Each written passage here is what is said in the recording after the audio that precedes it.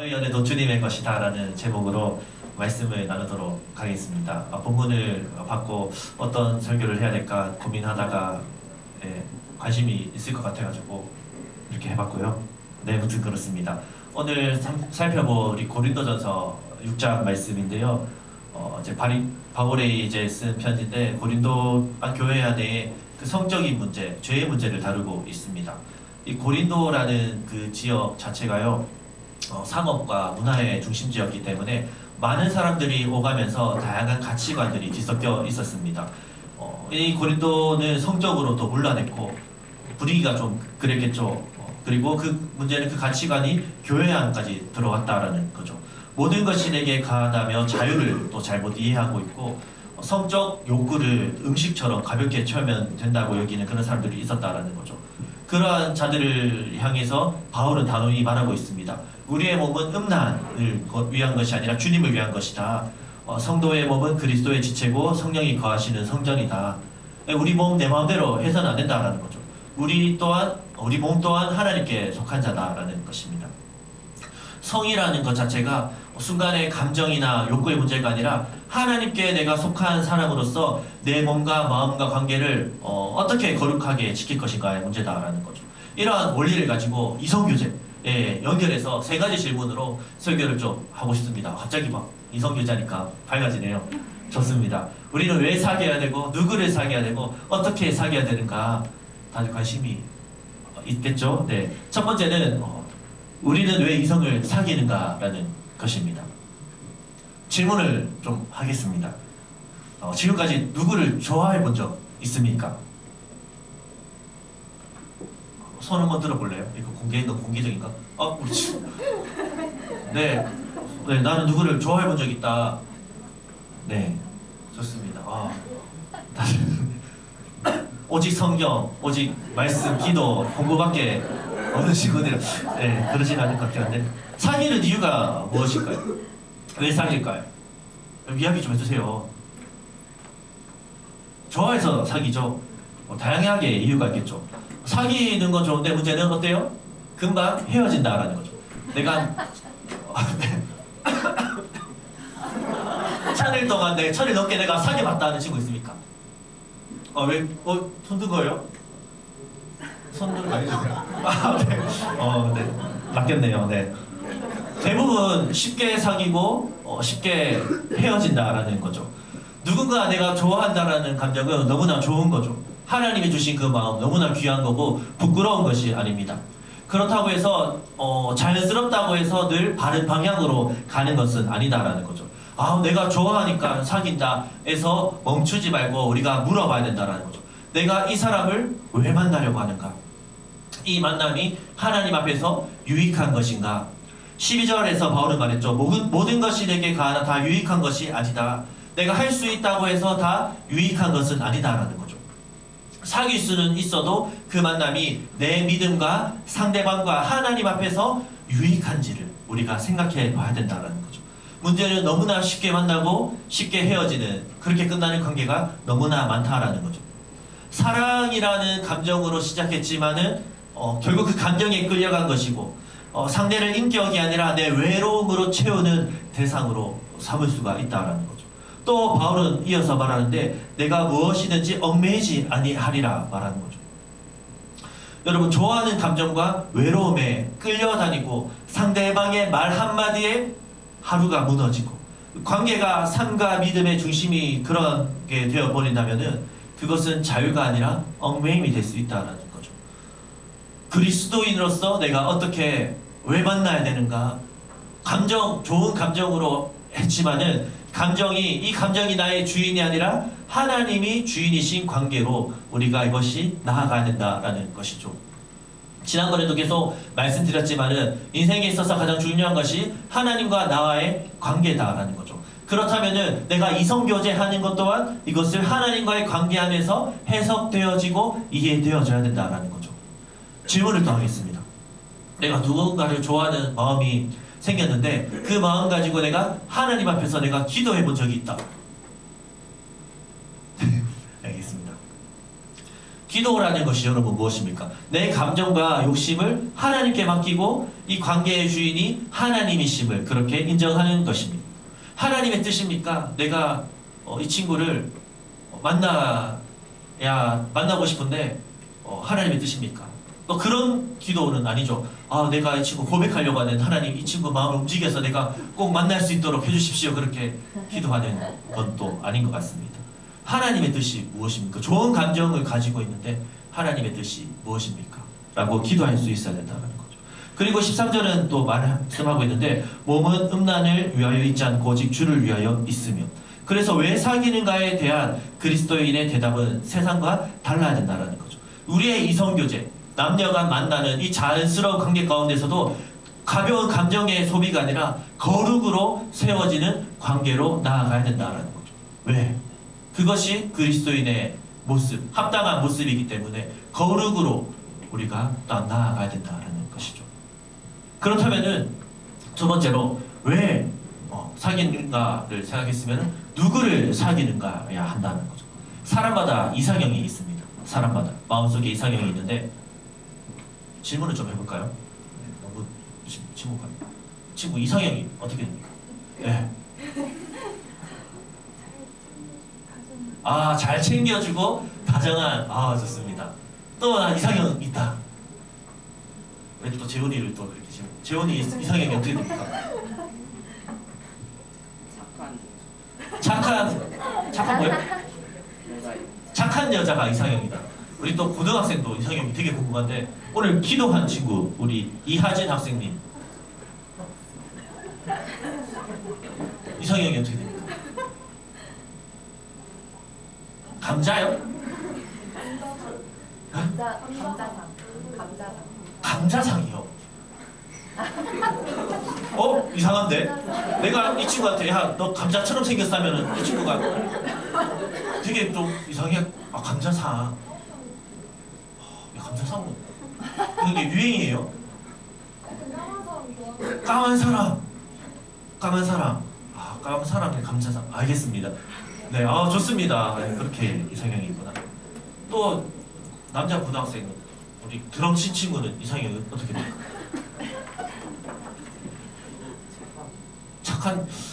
그렇구나. 착한 분이 대세구나. 예전에 저 때는 막 나쁜 남자가 막 인기 많고 막 그랬는데 그런 게 아니구나. 네, 알겠습니다. 외모가 될 수 있고 성격이 될 수 있고 분위기가 이러한 분위기의 사람이 너무나 좋습니다 할 수 있는데 여러분의 선택이겠죠. 그러나 중요한 핵심은 믿음의 사람을 만나야 한다는 겁니다. 내가 이 사람과 함께 하나님을 바라볼 수 있는가, 이 관계가 나를 믿음 안에서 세워주는가를 물어야 된다는 거죠. 15절을 말씀하는데 너희 몸이 그리스도의 지체인 줄 알지 못하느냐. 예수 믿는 사람은 더 이상 자기 혼자만의 사람이 아니라 그리스도께 속한 사람이다라는 거죠. 16절 17절에서 바울은 남녀가 하나 되는 일이 결코 가볍지 않고 우리는 이미 주와 합하여 한 영이 된 사람들이다 라고 말씀하고 있습니다. 또 이 진리를 고린도후서에는 이렇게 말하는데 너희는 믿지 않은 자와 멍에를 함께 매지 말라라고 말씀하고 있습니다. 멍에가 여러분 무엇인지 압니까? 소가 이제 술에다 쟁기를 끌 때에 목에 함께 매는 도구인데 두 마리 소가 한 멍에를 매면은 같은 방향, 같은 속도로 나아가야 된다는 거죠.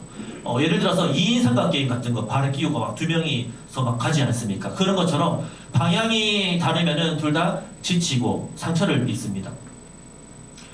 믿지 않는 자와 그렇게 멍에를 매지 말라는 거죠. 쇼츠를 통해서 나는 솔로라는 프로그램 봅니까? 여러분도 안 봐요? 좀 소통해주면 좋겠는데. 네. 보니까 뭐 짧은가 봤는데 좀 기피하는 대상이 종교를 가진 사람을 싫어하더라고요. 네. 교회 다니는 사람 봤죠? 아니 막 싫어하더라고요. 네. 그런 게 좀 분위기인 것 같더라고요. 속상한 마음이 있고 종교를 가진 이성을 기피하는 현실에 처해져 있기 때문에 우리 입장에서는 좀 불리한 입장인 것 같습니다. 방향이 중요한데 예수 믿는 자와 합하여 함께 한 방향으로 나아가야 되는데 왜냐면은 내가 이성교제를 넘어서 나중에 그 사람과 결혼도 할 수도 있을 거고 인생에 있어서 가장 깊은 연합으로 가는데 그 같은 믿음을 향해 나아가야 된다는 거죠. 근데 여기서 시험이 찾아온다는 거죠. 마음에 드는 믿음의 사람이 없는 거죠. 아, 너무나 마음에 드는데 믿음이 없다.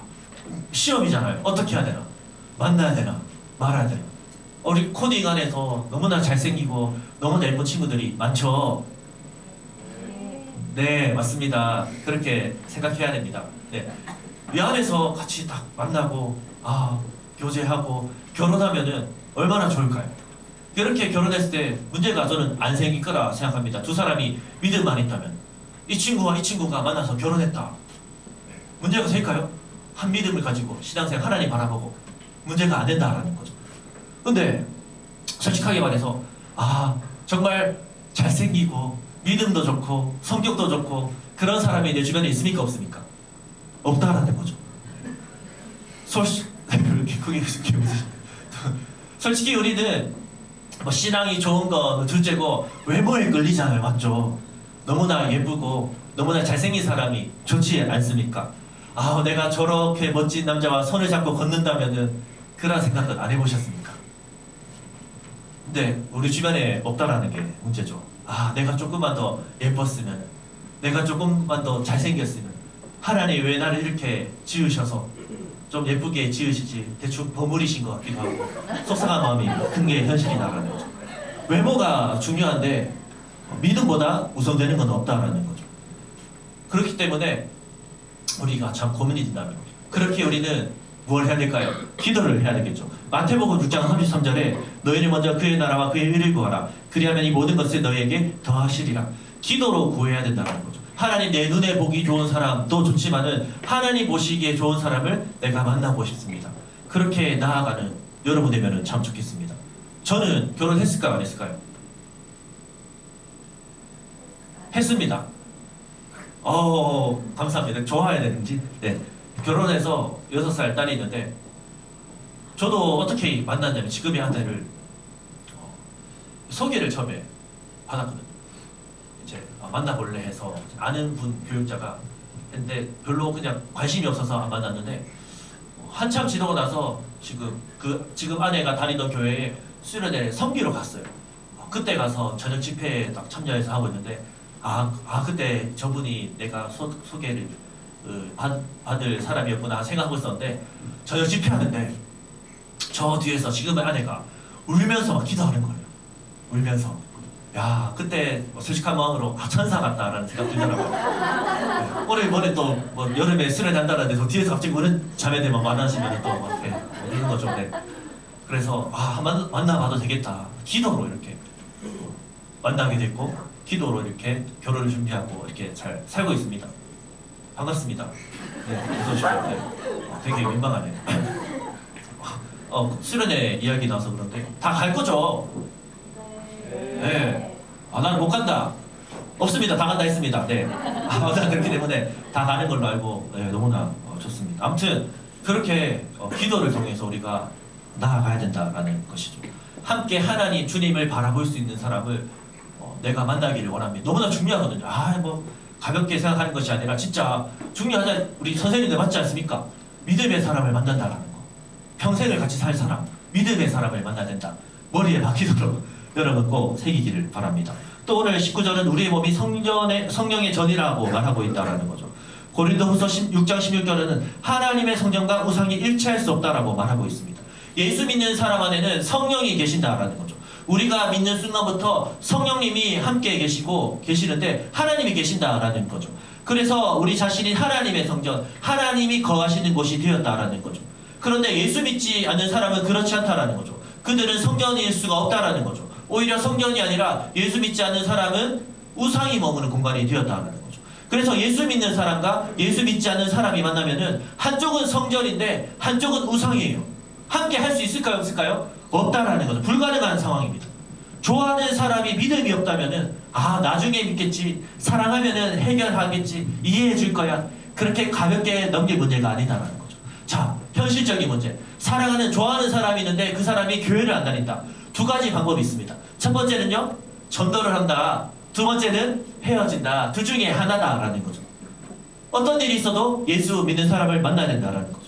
그런데 현실적으로 그게 해결이 안 되면은 끝까지 함께 갈 수 없다라면은 내가 내려놓을 용기도 필요하다라는 거죠. 왜냐면은 잘못된 멍에를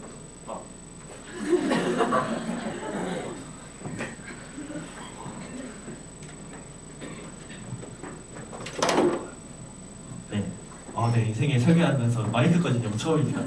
일부러 끄신 줄 알고 순간 충격 그건 아니었구나. 네, 감사합니다. 네, 멍에 있습니다. 멍에. 잘못된 멍에를 메고 내가 평생 고통하는 것보다 하나님의 뜻 안에서 내가 기도로 기다리며 만나는 것이 훨씬 복되다라는 거죠. 그렇다면은 세 번째로 어떻게 사귀어야 되는가? 그리스도인은 사귀는 이유 또 대상뿐 아니라 사귀는 방법도 달라야 된다라는 거죠. 질문을 또 하도록 하겠습니다. 스킨십 내 생각에는 어디까지 괜찮다? 우리 코피 난 친구 네, 어디까지 괜찮습니까?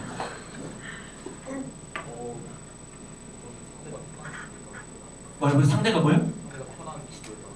상대가 편한 정도에 따라서. 그렇구나. 알겠습니다. 저 뒤쪽에 친구 또 한번.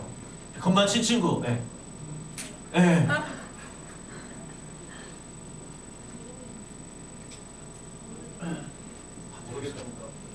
모르겠. 네, 죄송합니다. 뒤에 있는 남자친구들 한 명씩 다 해보십시오. 검은색 티셔츠부터 스킨십 어디까지 괜찮습니까? 왜 그걸 물어요? 본인 생각에. 네. 하고 싶은데 옆에 있는 친구들 사귀고 나서 생각해보겠다. 제일 큰 진짜 사귀어야 된다. 다음. 사귀고 나서. 알겠습니다. 감사합니다. 우리 또 중1인가요? 중2인가요? 뒤에 우리 친구 모자 쓴 친구는 어떻게 생각합니까?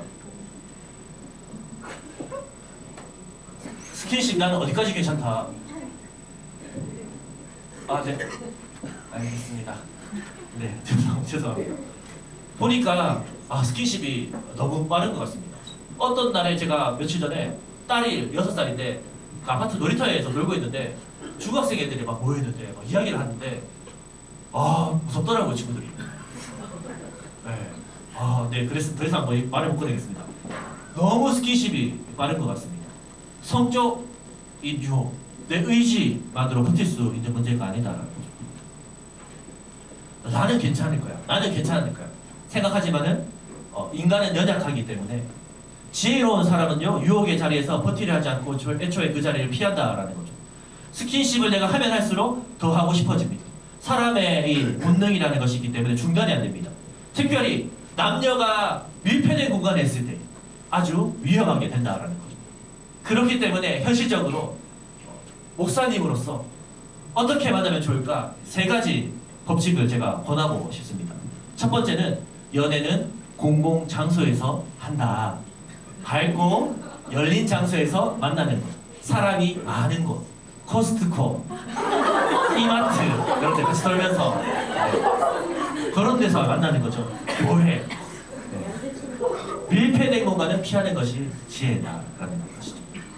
둘째로는 더블 데이트, 넷이서 만나는 거죠. 정 만날 사람이 없다. 그러면은 부모님과 같이 만나는 거예요. 아니면은 전도사님도 부르십시오.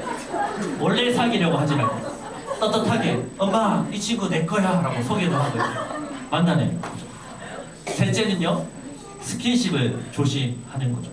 어디까지라고 물었는데 가장 안전한 답은 안 하는 게 가장 좋다라는 거죠. 스킨십이라는 것이 남녀를 가깝게 해주는 장점이 있는데 위험하다라는 거죠. 절제가 안 된다라는 거죠. 만남, 사랑이라는 것은 좋은 건데 법 안에서 할 때가 좋은 것이고 법이 깨질 때 선을 넘을 때에 여러분들이 감당할 수 없는 어마어마한 일들이 나타나게 된다라는 거죠. 그 선을 넘길 때에 깊은 죄책감과 상처로 이어질 수 있다라는 거죠. 우리가 모두 죄인이기 때문에 연약한 존재이기 때문에 절제하기가 힘들다라는 거죠. 그러기에 법을 지키는 것이고 이것을 위해 기도하고 노력해야 된다라는 거죠. 네. 로마서 6장 13절 말씀에 우리 지체를 죄의 무기가 아니라 의의 무기로 하나님께 드리라고 권하고 있습니다. 스킨십을 좋아하다가 내 몸의 죄의 도구로 사용될 수가 있다는 거죠. 하나님이 만드신 귀한 작품이고 성전인데 우리가 하나님의 영광을 드러내야 되는데 죄의 도구로 사용될 수가 있다라는 거죠.